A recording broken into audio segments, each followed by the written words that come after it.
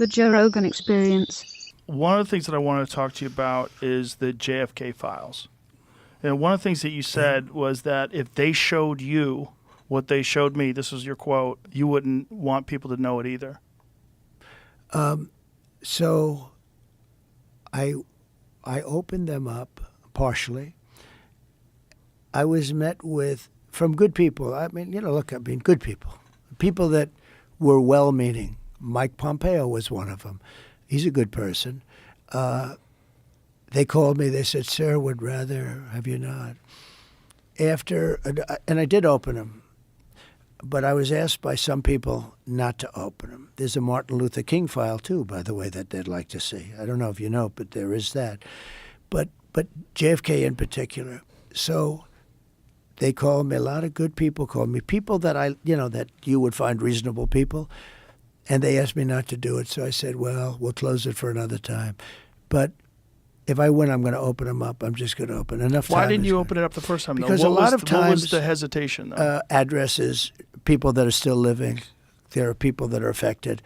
And there could be some national security reason that I don't have to necessarily know about.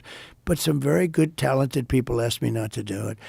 I opened it up, and then they said, would it be possible for us to do that a different day? How much of it did you read into? I think it's going to be just fine to open it. Let me put it that way. I think it's fine. It's going to be time. It's a cleansing. It's really a cleansing. So I'm going to do it. I'm going to do it immediately, almost immediately upon entering office. Well, the thing, when people look at it from the outside and you sort of imagine what could be a reason why they would not release those files, it would be there's people that were implicated in the assassination. Yeah. Well, when there are living people, you generally tend not to want to do it. When people are still living. Living people that formerly work for the government. For the government, and living people that were somehow involved in it, and you tend not to do that. But it's time to open them.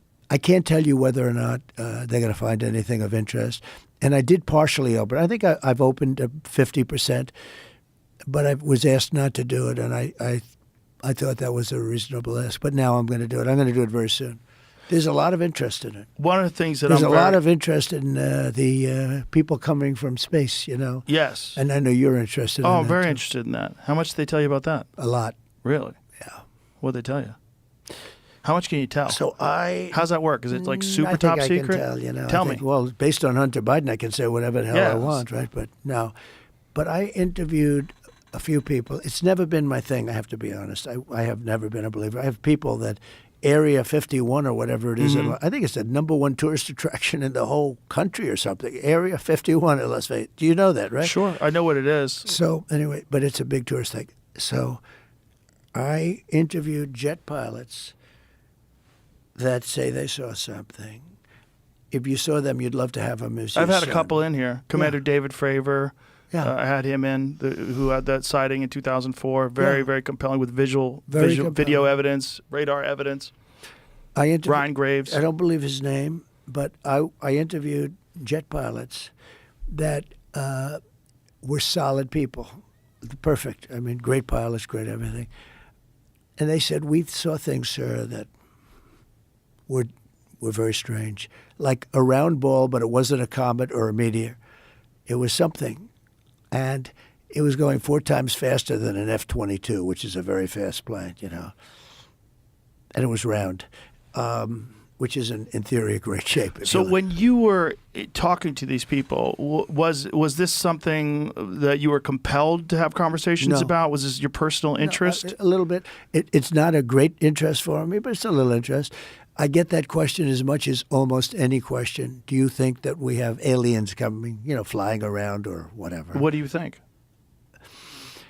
There's no reason not to. I mean, there's no reason not to think that Mars and all these planets don't have life, because Mars, we've had probes there and rovers, and I don't think there's any life there. Well, maybe it's life that we don't know, but maybe there was life there at one point in time. This is the speculation about Mars, that Mars had an atmosphere at one point in time, a long time ago, that could support life. It also had large bodies of water, but we've had no evidence of even bacterial life that exists on Mars. But the it's universe not is been a pretty big vast. thing for me. I mean, when I looked at what China did to this, they would have never done it with me, where they put the balloon up, and a lot of people thought for a little while that was Right. one of these things. So, Well, that's a lot of the speculation too. That some of these drones that hover be. over battleships, that these are Chinese drones, and that they're not could be. UFOs. They could be also. There's some super But sophisticated. I did interview, let's say, 3 or 4 guys that, and without tremendous interest, if you had them, as I said, you'd love to have them as your children. Solid,